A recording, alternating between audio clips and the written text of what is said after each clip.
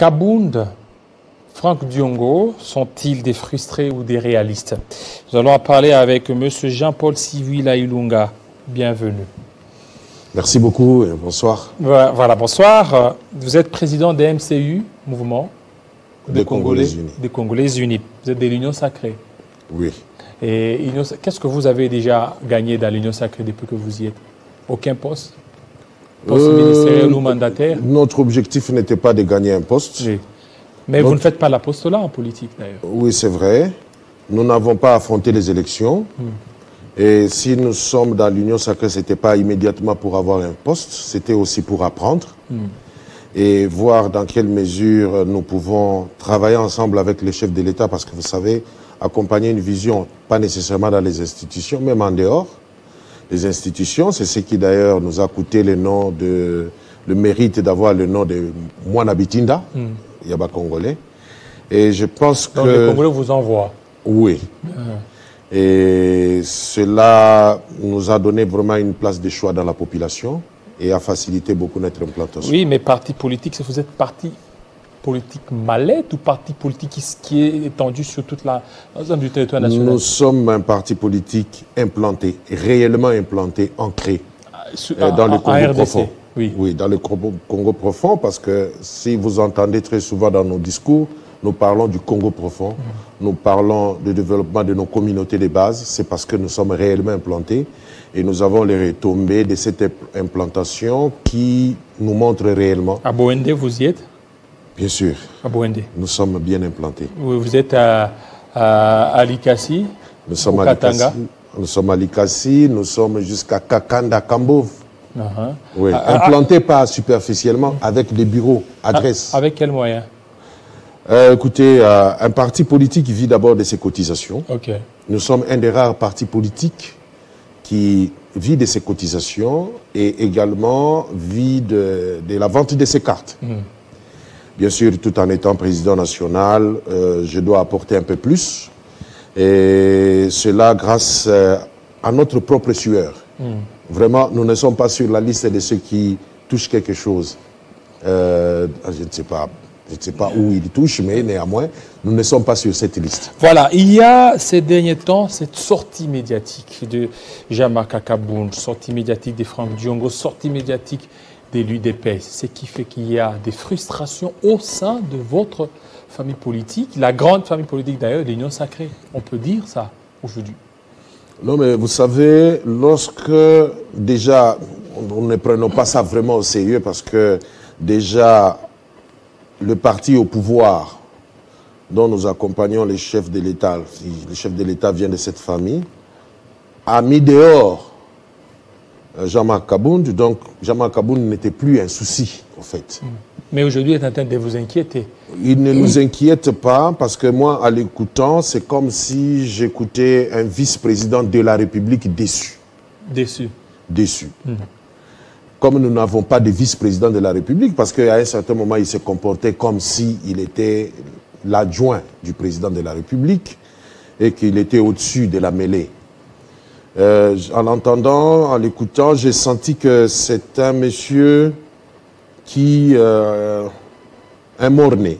Mort-né. Un mort-né, pourquoi? Parce qu'on ne peut pas naître, on ne peut pas devenir un parti politique aujourd'hui, on se déclare de l'opposition. Ça n'existe pas. Ce n'est pas une démarche politique. Lui, l'idéologie qu'il a prônée, il dit qu'il veut être opposant parce que le gouvernement ou le président qui l'a accompagné durant les 3 premières années, il trouve que les bilans a peut-être que le chef de l'État ne l'a pas écouté en tant qu'individu. Mais maintenant qu'il a créé un parti politique, il devait tenter la deuxième démarche. Voir si vraiment, en tant qu'un parti politique, le chef de l'État pouvait l'écouter sur base des choses concrètes. Mais il est né déjà opposant. On se demande, il s'oppose à quoi? Parce qu'il connaissait Félix Tshisekedi mieux que nous tous. C'est lui qui l'a proposé aussi comme président de la République. Il s'est battu pour ça. Et subitement, le même pour qui il s'est battu, aujourd'hui, est le diable. Je comprends qu'il cherche un repositionnement. Parce que, vous savez, appartenir à la grande famille Union Sacrée n'est pas facile. Vous allez trouver tout là-bas. Et en étant opposant, il s'est dit qu'il sera vite écouté par la population. Mais c'est ce qu'il a dit, cette population c'est qu'il a dit, il a parlé de l'incompétence, il a parlé des jouissances ou des jouisseurs. Jean-Marc Kabound lui-même, il a parlé de beaucoup de choses. Il est compétent en quoi? Il était vice-président. Mais c'est lui qui a défenestré la dame, l'ancienne présidente de l'Assemblée nationale, Janine Mabunda. C'est qu'il a des astuces pour certainement faire non, ce n'était pas un combat individuel, c'était un combat de tous. Même nous qui n'étions pas dans le Parlement, nous nous sommes battus pour ça. Mais celui qui était à la tête. Il était. Oui, il était. Et celui qui pesait même pour la formation de l'Union sacrée. Non, pas Regardez, du tout. il a dit, il était pas du tout. Jean-Marc Kabound. Il n'y aura pas de concessions. Jean-Marc Kabound a échoué d'implanter son parti, l'UDPS. Mais l'UDPS était déjà implanté, comment il Non, mais écoutez, qu'est-ce que vous racontez? Qu'est-ce que vous dites? Nous connaissons ce que c'est l'implantation. L'UDPS est connu de son histoire au nom de Tshisekedi. D'abord, combien connaissaient le nom de l'UDPS? Tout le monde parlait de Tshisekedi. Et même dans les plus profonds, au Congo, on parlait seulement de Tshisekedi. L'UDPS, c'est à peine qu'on commence à parler de l'UDPS, dans le fin fond. Donc, il devait accomplir sa mission d'implanter le parti pendant tous ces temps. Mais il n'était qu'un intérimaire. Non, en tant qu'intérimaire. Intérimaire, oui. Parce que le président occupe des fonctions hautement, des hautes fonctions dans la République. Donc, il assumait tout du parti. Et rien ne l'empêchait pour implanter les partis. Moi, je ne pense pas que nous pouvons faire de Jean-Marc Kabound un débat. Parce que... Mais il est sur toutes les lèvres actuellement. Et même son parti, son ancien parti, l'UDPS, l'a recadré. C'est qu'il a gêné, il a dit des choses. Il y a d'autres qui disent que c'était une douche froide. C'est normal de recadrer pour que l'opinion nationale puisse savoir la vérité. Parce que lui est allé peut-être en dehors de la vérité. Mais moi, je n'aimerais pas vraiment me pencher là-dessus parce que je ne le vois pas fort dans cet élan. Lui, fort. Je ne le vois pas fort dans cette République avec ses débuts ou cet élan. Il est parti rancunier. Il est parti... les choses qu'il disait... Bon, moi, je me dis, est-ce que, étant chef de l'État, on n'a pas droit de prendre un verre avec des amis? Je ne sais pas s'il a une fois accompagné le chef de l'État chez Ntemba.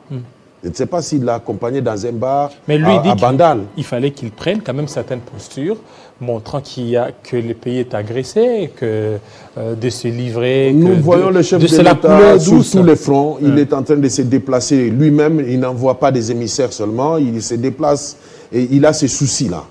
Et alors, je sais que la vérité ou encore, il cherche à ce que le chef de l'État puisse y répondre. C'est un bon débarras, vous trouvez que c'est un bon débarras moi, je trouve que Jean-Marc Kabound, il n'a pas bien fait les choses, mais il n'est pas trop tard. Il n'est pas trop tard. Alors vous voulez qu'il revienne à la raison. Mais ça sonne vite aux oreilles de l'opposition, comme qui dirait, c'est un bouc émissaire. Bouc émissaire. Vous voyez derrière qui peut être derrière lui? Fayoulou, Mouzitou, le PPRD ou Moukatumbi? Je crains faire un pronostic là-dessus. Je sais que vous l'aurez. Sur votre plateau, il va se déballer. Alors, en fait, les mêmes accusations ou le même réquisitoire de Jean-Marc Kabound, on le trouve aussi chez Franck Diongo. Franck Diongo dit que c'est vraiment un échec total. Oui, Franck Diongo, il a fait une réflexion. Et il a fait une réflexion et il a donné aussi sa position et il a invité même la population à se débarrasser du chef de l'État. Cela montre à suffisance que nous sommes dans un pays d'état de droit et l'expression est autorisée à tout le monde. Je considère. Donc tous ces deux-là, ils ne sont pas inquiétés. Ce que Franck Diongo a dit, ils ne sont pas inquiétés. Parce qu'il n'a pas porté des injures, il a fait une réflexion. Comme un politique, je respecte. Je pense que Kabound et les autres ne sont pas inquiétés. Parce qu'ils ont tenu ces propos. Bon, écoutez, je pense que ce n'est pas bon qu'il soit poursuivi malgré ces propos qu'il a tenus. Je préfère encore réfléchir autour de Franck Diongo, qui a donné une réflexion. Et moi, je pense que cette réflexion peut nous interpeller tous, même nous qui sommes dans l'Union sacrée. C'est une réflexion qu'il a faite. Et il a demandé à ce que la population se débarrasse du chef de l'État. Je sais qu'il fait allusion aux élections. qu'il se prépare lui-même aussi aux élections, parce que nous sommes prêts. Est-ce que lui-même est prêt? Est-ce que vous ne vous sentez pas frustré au sein de l'Union sacrée? Parce que c'est un bateau qui regorge beaucoup de personnes, mais c'est comme si c'est aussi une catégorie des gens qui est écoutée par rapport aux autres. L'Union sacrée, c'est un état d'esprit. Ce n'est pas une organisation formelle.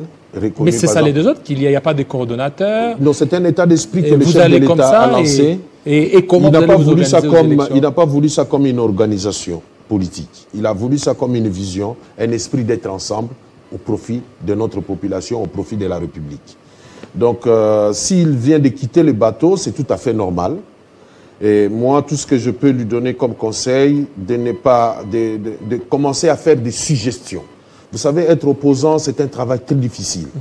Pourquoi? Parce que au Congo, il n'y a qu'au Congo où je trouve qu'être opposant, c'est très facile parce que vous vous lancez aux injures et aux critiques, c'est tout. Vous ne faites aucune proposition claire. Je demanderai à mon frère, à mon grand frère, Franck Diongo, de faire des propositions à haute voix par rapport à la gratuité, qu'il fasse des propositions à haute voix, qu'il pourra peut-être... nous pourrions rencontrer ces réflexions et peut-être des fois les joindre et prêter main forte. Vous savez, l'Union sacrée n'est pas une prison.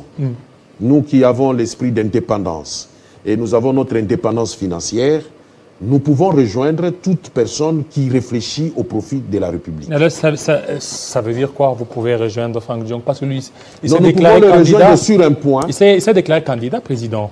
Ça, c'est une très bonne... Nous pouvons le rejoindre dans une réflexion. Oui. Lorsqu'il parle de l'échec de la gratuité qui n'a pas été créée par le chef de l'État. Il l'a trouvé. Il l'a trouvé dans la Constitution, il l'a mis en place. C'était à nous tous de prêter main forte. Est-ce qu'il peut faire maintenant des propositions beaucoup plus concrètes sur comment est-ce que nous pouvons faire avancer cette histoire de la gratuité? Voilà, je l'attends, j'espère que... Et s'il donnait de bonnes réflexions, nous allons soutenir ces réflexions afin que les chefs de l'État appliquent les réflexions de notre frère Franck Diongo. Alors que... Pas pour le rejoindre... Alors que Bunagana est toujours entre les mains des insurgés, il y a la situation sécuritaire qui est délétère. Ici, il y a cette situation Franck Diongo, Jama Kaboun. Vous ne voyez pas que la situation sécuritaire, c'est aussi un problème qui vient plomber le mandat du chef de l'État? Vous savez, moi j'ai toujours voulu que nous puissions parler, vous savez, lorsqu'il y a une situation dans votre maison, vous devez commencer par vous interroger vous-même. Qu'est-ce qui a fait que dans ma maison, qu'il y ait insécurité? Quels sont les éléments qui ont fait que nous puissions être en insécurité jusqu'à ce point et qu'aujourd'hui on nous prenne encore Bunagana? Nous devons partir du fait que nous avons des voisins. Et tous ces voisins veulent à tout prix gagner quelque chose dans notre pays. Quand nous retournons dans notre intérieur, nous trouvons que nous avons affaibli au point que nos chefs coutumiers n'ont plus un pouvoir. Les chefs coutumiers. Nos chefs coutumiers. Qu'est-ce qu'ils devaient faire, ces chefs coutumiers? Ces chefs coutumiers, quand on voit Runyoni Tchanzou tomber comme ça, alors l'on s'est demandé où serait la force ancestrale. Nous les avons vidés. Oui. Nous avons vidé les chefs coutumiers. Par vous, les politiques? Oui, par nous, les politiques, nous avons vidé les chefs coutumiers de leur force ou encore de leur pouvoir tout autour de leur circonscription ou encore de leur chefferie ou encore, je ne sais pas. Et vous savez, ce pays, la RDC, est constitué de villages, des familles, des villages, des quartiers, ainsi de suite, jusqu'à ce que nous ayons des territoires, des provinces, ainsi de suite.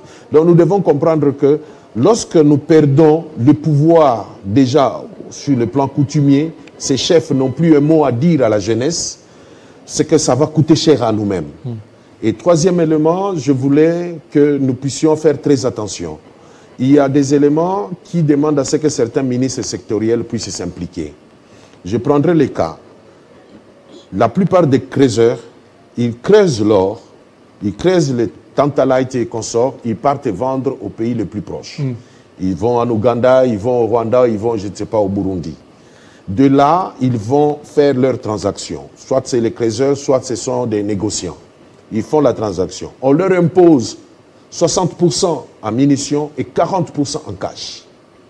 Quand il y revient avec cela, si lui n'est pas un porteur d'armes, il est obligé de vendre ses munitions. S'il est porteur d'armes, il est obligé d'utiliser ses munitions.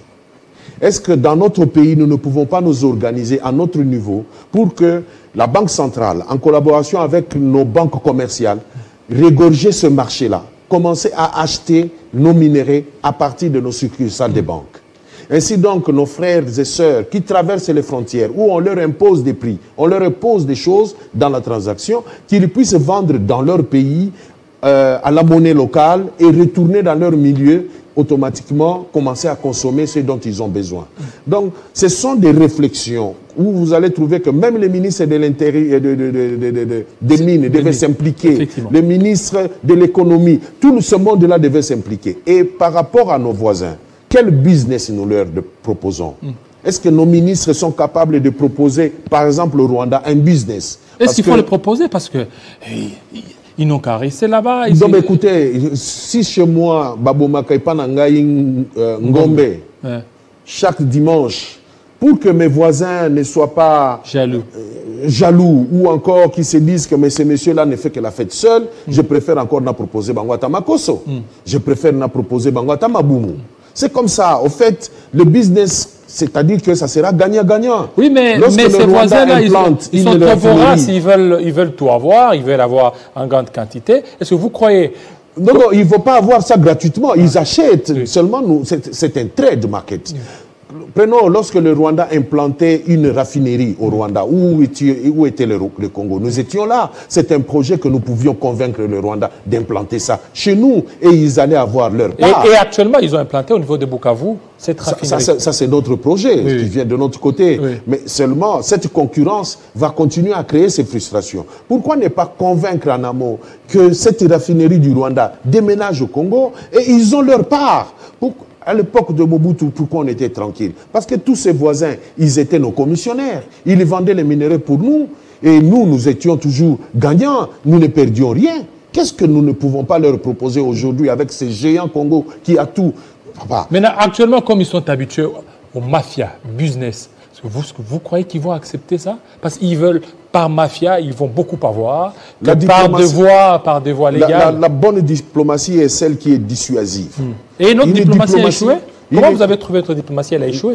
Notre diplomatie est une diplomatie des plaintifs. Une diplomatie doit être dissuasive. Une diplomatie, je dois montrer que je suis apte à monter les escaliers de Télé 50 et présenter une émission. Si je montre que je ne suis pas apte, vous hésiterez de me donner votre micro. Donc, quelque part, nous, la RDC, nous devons être à mesure de nous imposer dans nos propositions. Nous proposons, vous prenez, si vous ne prenez pas, nous proposons à quelqu'un d'autre qui vous barrera la route. C'est comme ça que ça se passe dans les négociations au niveau international. Il n'y a pas de cadeaux que l'on donne à un pays. Il n'y a pas de pays frères. Il n'y a que des intérêts et de profits. Tout bon chef fait de sorte que son peuple soit en sécurité, son peuple ait suffisamment de quoi se nourrir, pas gratuitement, mais qu'ils aient à manger, pas aller chaque fois. Est-ce que faudra-t-il négocier avec le Rwanda tel qu'après, avec l'M23, tel qu'a préconisé le président Museveni, c'est-à-dire qu'il faut qu'il y ait une négociation, qu'on puisse s'entendre, alors que déjà le gouvernement a taxé tous ces jeunes recrutés par le M23 et consorts, vous savez, c'est parce qu'ils n'ont rien à faire et il n'y a pas à manger, ils doivent aller de l'autre côté de la frontière pour acheter ou trouver de l'argent. Mais si nous mettions, comme le MCU, nous mettons toujours l'accent sur l'agriculture, l'autonomie du ventre rend un peuple indépendant. Quelles que soient les circonstances, nous devons d'abord être capables de nourrir notre population à moindre coût. Et cela va faire de sorte que lorsque si vous vous donnez le luxe de venir recruter des rebelles, les jeunes vont vous dire que nous sommes très occupés. Oui, mais ce sont des Rwandais, la plupart ceux qui sont arrêtés là. Il y a moins de Congolais, la plupart sont des Rwandais. Si nous regardons la configuration militaire, le Rwanda n'est pas capable de prendre les armes. Le Rwanda n'a jamais fait une guerre. Alors maintenant, ce sont des Congolais qui sont derrière. Nous devons connaître la force de chaque nation militairement. Le Rwanda est fort en renseignement. Et c'est le renseignement qui a fait infiltrer beaucoup de personnes dans notre armée. L'Ouganda est fort en artillerie. Nous devons connaître la force. Artillerie. Oui, nous devons connaître la force de tout un chacun. Et puisque le Rwanda ne peut pas prendre des armes, qu'est-ce que nous pouvons prendre en échange? Ils sont forts en renseignement. Notre renseignement est faible. Ça, c'est vrai. Nous devons reconnaître parce que nous n'avons pas réussi à infiltrer aussi dans l'armée rwandaise. Comment expliquer? Et pourtant, nous avons des Congolais qui sont au Rwanda depuis 1965, qui sont toujours Congolais. Mais pourquoi nous ne recrutons pas là-bas? On n'a jamais fait cette opération. Mais vous allez voir, on va prendre un Quinois qu'on va envoyer ambassadeur au Rwanda. Mais nous avons des gens là-bas. Nous avons des gens que nous pouvons faire retourner, comme on a fait avec l'ambassadeur rwandais qui est ici, du Rwanda qui est ici. Il a grandi ici, il est retourné au Rwanda, il est revenu comme ambassadeur. Pourquoi le Congo, nous n'avons pas le management politique? Il ne suffit pas que l'on puisse vous nommer ministre. Vous devez développer le management. Parce que gérer une nation, tout tourne autour des initiatives. Un gouvernement anticipe. Ceux qui sont autour du chef doivent toujours anticiper. Nous n'arrivons pas à nommer un ambassadeur, les charger, je ne sais pas, des renseignements autour. Nous n'arrivons pas à les avoir à partir du Rwanda, les ramener ici et les retourner là-bas. Pourquoi nous ne le faisons pas? Nous avons vu ça même à l'époque. Nous suivons les films même de l'époque romaine. Ils ont fait ça. Pourquoi nous sommes incapables à ce jour, au XXIe siècle? Donc nous avons un problème de management. Et ce problème de management nous amène aussi beaucoup de crises et fait que nous ne puissions pas voir l'essentiel. Et maintenant, pour nous, c'est quoi? On peut négocier, oui ou non, avec le M23? Avec le M23, on ne négocie pas avec un mouvement terroriste. Il y avait déjà des négociations ouvertes au niveau du Kenya. Et les M23 étaient aussi invités, mais ils n'ont pas voulu participer. C'est alors qu'ils ont, pendant que tout le monde se disait, bon, maintenant, il n'y aura plus d'agression, nous sommes maintenant tranquilles, les négociations s'ouvrent. Eux refusent les négociations et ils viennent attaquer. Et on se poserait la question de savoir, est-ce vraiment des Congolais qui revendiquent? Parce qu'il n'est pas normal que là où les Congolais se disent que nous puissions nous mettre ensemble et discuter, si réellement tu es Congolais, tu n'éviterais pas, tu viendras en toute fierté. Mais quand tu refuses, c'est que tu n'es pas Congolais. Et comme c'est un mouvement qui n'est pas Congolais, un mouvement qui n'est pas reconnu au Rwanda, qui n'est pas reconnu en Ouganda, c'est un mouvement terroriste que nous ne pouvons que traiter en tant que tel, en tant que terroriste. Oui, mais avec quelle arme? Parce que déjà, la MONUSCO a dit qu'elle est incapable, elle n'est pas armée comme l'M23, c'est qu'il y a un déficit d'armement du côté congolais. Et voilà pourquoi Bunagana, ça fera pratiquement un mois, Bunagana est toujours entre les mains d'M23 soutenu par le Rwanda. Vous savez, le M23, comme je venais de le dire, c'était un mouvement terroriste. Et ce mouvement terroriste, pour bien traiter avec ce mouvement terroriste, nous avons besoin que la MONUSCO puisse quitter cette zone. Pourquoi? Parce que la MONUSCO est en train de jouer à la zone, il gère des zones tampons, alors que ce sont eux qui accordent le couloir. Et aussi longtemps que la MONUSCO, nous serons incapables de mettre d'abord dehors la MONUSCO, ou que la MONUSCO change de milieu, nous n'allons pas résoudre ce problème, parce que pour la MONUSCO, c'est un business en continu. Et vous savez, plus il y aura la tranquillité en RDC, plus la MONUSCO ira en chômage. Et ils ne sont pas d'accord. Nous devons demander officiellement à la MONUSCO. Et vous savez la meilleure façon de demander à la MONUSCO, qui porte aussi les armes, c'est de l'inquiéter. Il faut inquiéter la MONUSCO. Il faut inquiéter la MONUSCO. Il faut les secouer comme a fait le président Bahati Lukwebo. Très bien. Et j'aimerais que le président Bahati Lukwebo vienne à son retour, je crois, la rentrée parlementaire, qu'il déclare cela pendant qu'il est en pleine séance, pendant qu'il est à sa place de président du Sénat. Et non pas... Nous voudrions que ça prenne un caractère, vraiment qu'une institution de la République assez prononcée. Assez prononcée. Voilà, on va terminer par cette petite question. Élection 2023, vous êtes prêts pour les élections? Nous-mêmes, si en tout cas pour le MCU, même si on nous disait que c'est la semaine prochaine. Vous êtes prêts? Nous sommes prêts. Avec cette configuration de la CENI, Kadima, bon, tant décrié par beaucoup. Hein. Écoutez, la CENI n'est pas gérée par une personne. Je ne vois pas, prenons par exemple moi, si je suis candidat dans ma circonscription électorale, je ne sais pas si c'est M. Kadima qui viendra gérer mes votes là-bas, mes voix. Je ne sais pas si M. Kadima va gérer mes témoins. Et même dans cette condition où vous avez la CENI, une province, Cour constitutionnelle, une province, l'Assemblée nationale, le premier vice-président, une province, cette configuration, vous ne voyez pas que c'est vraiment biaisé? Non, la configuration ne dit rien en soi. Le problème, c'est le respect du mandat. Sa région, c'est Kabound avait dit qu'il y a déjà 350 députés qui seraient déjà bien préparés. Si, il y en a, donc lui était aussi sur la liste parce qu'il ne pouvait pas être en dehors. Et je sais qu'il avait injecté aussi les siens. Donc, il avait déjà injecté. Nous l'avons vu injecter dans des entreprises et même à des postes ministériels. Donc, et vous n'avez pas été en contact avec lui pour qu'il vous mette quelque part, lui, Kabound? Non, je n'ai pas ce temps-là parce que je préfère vraiment aller... Vous n'avez pas eu de temps de parler avec lui parce qu'il y a d'autres qui sont frustrés parce que Kabound ne les a pas injectés là, vous, non? Non, pas du tout. Vous savez, moi, j'ai un esprit entrepreneur. Et vous savez, la gestion d'une nation, c'est quoi, en fait? C'est l'art de gérer la cité. Où serait l'entrepreneuriat dans tout ce que nous venons de dire ici?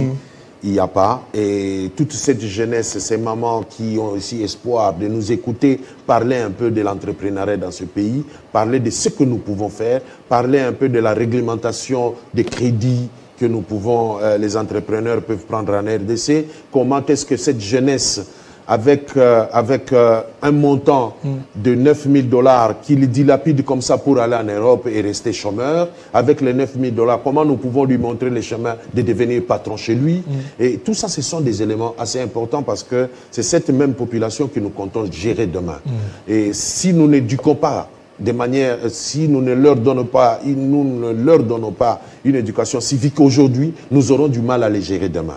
C'est ainsi que moi, je vous inviterai, si prochainement vous me recevez sur votre plateau, réservez quelques minutes pour l'entrepreneuriat. Ça, c'est bien dit. D'ailleurs, nous inscrivons dans cette idée-là parce que nous refusons certainement cette jeunesse qui accourt vers les politiques, vers des mouvements qui deviennent Koulouna. Voilà, qui deviennent Koulouna. Et aussi qui deviennent des djihadistes dans des partis politiques. Et les Koulouna ne sont pas loin des porteurs d'armes comme ceux qui sont avec M23. Donc, si quelqu'un leur donne les armes aujourd'hui à Kinshasa, ils vont se transformer en M23. Donc, nous devons vraiment réfléchir et commencer à faire... Sur l'entrepreneuriat. Alors, nous vous aurons certainement très prochainement pour cette fois-ci parler de l'entrepreneuriat. Loin des tambours de politique. Merci beaucoup, Monsieur Jean-Paul Sivouila. Voilà. Chivouila. Voilà, Chivouila. Voilà. Chivouila ou Sivouila? Chivouila, parce que les CI, l'Académie Louba, prononce Sachi, les TSHI a été déjà transformé pour les choses. Voilà. Alors, Sivouila, Chivouila. prochainement aussi. Merci beaucoup. C'est moi qui dis merci. On va recevoir notre invité tout de suite.